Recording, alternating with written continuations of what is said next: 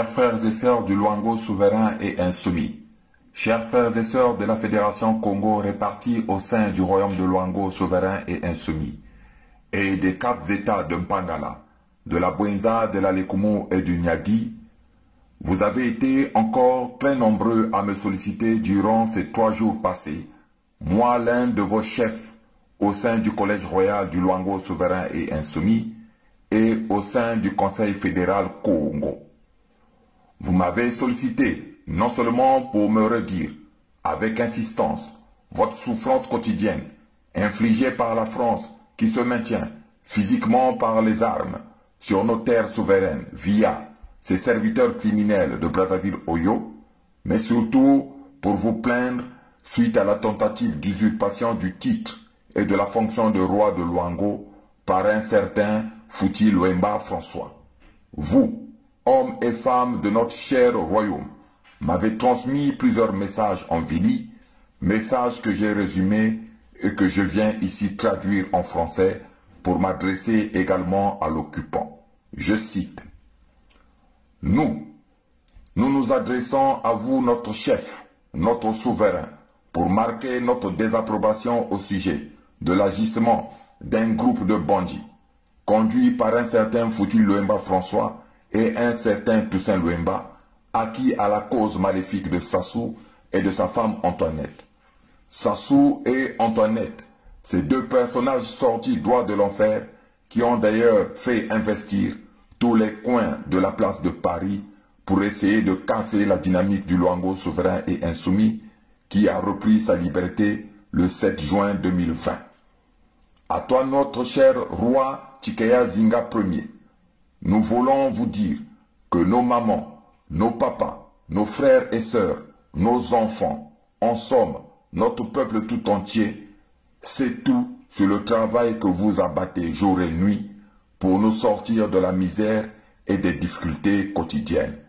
Nous restons calmes, nous observons et nous attendons le jour J qui ne va pas tarder pour agir et régler le compte de tous nos oppresseurs.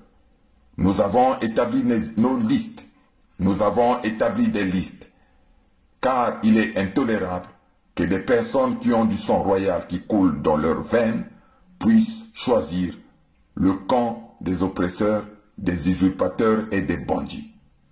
En somme, nous venons témoigner que nous ne sommes pas seuls dans notre lutte en dépit du silence apparent. Il nous faut donc consolider nos efforts, car dans toute lutte, il y a toujours des leaders libérateurs pour conduire le peuple bâillonné. Pendant les moments d'apothéose, nous serons tous, leaders et peuple lambda, seront dans la rue pour célébrer l'événement et décapiter les traîtres, les vendus. Fin de citation. Après avoir reçu tous vos messages, résumés à travers celui dont je vous ai donné lecture, j'ai opté pendant plusieurs jours pour la tranquillité, le calme et la solitude. J'ai interrogé beaucoup, Bitu, Temfumuzad. J'ai interrogé nos ancêtres et notre Dieu Tout-Puissant qui m'ont demandé de vous dire pourquoi Sassou a choisi le symbole de l'éléphant qui représente le peuple Tout-Puissant et de mettre à votre disposition les clés qui vous permettront de défaire définitivement le nœud et la corde qui tiennent l'éléphant attaché. Ce nœud et cette corde mentale et spirituelle sont toutes les idées reçues en fréquentant les églises et les maisons diabolico-ésotériques occidentales dans lesquelles vous avez été enfermés. Pour celles et ceux qui ne la connaissent pas, je profite de mon allocution de ce jour pour vous livrer l'enseignement et la sagesse des Kornak, qui sont des personnes qui domptent les éléphants. En effet, les Kornak avaient compris que la meilleure façon d'attacher un éléphant, c'était de l'attacher dans sa tête, mentalement, c'est-à-dire en lui mettant une petite cordelette banale à la patte. Le petit éléphant, bien sûr, ne pouvait pas briser cette cordelette, mais à l'âge adulte, on lui mettait la même cordelette, toute moisie, et l'éléphant bougeait pas.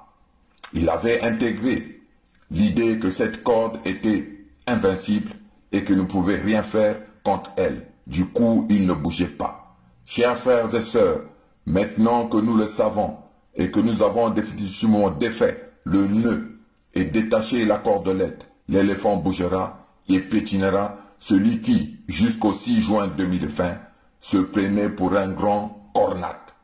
Vive le royaume de Luango souverain et insoumis. Vive le royaume de Luango souverain et insoumis au sein de la Fédération Congo souveraine et insoumise. Vive la Fédération Congo souveraine et insoumise au sein des nations libres et souveraines. Bant le monde, Vandu, Vandu, Vandu, Vandu. Bukulu, Vandu, Vandu, Vandu, Vandu.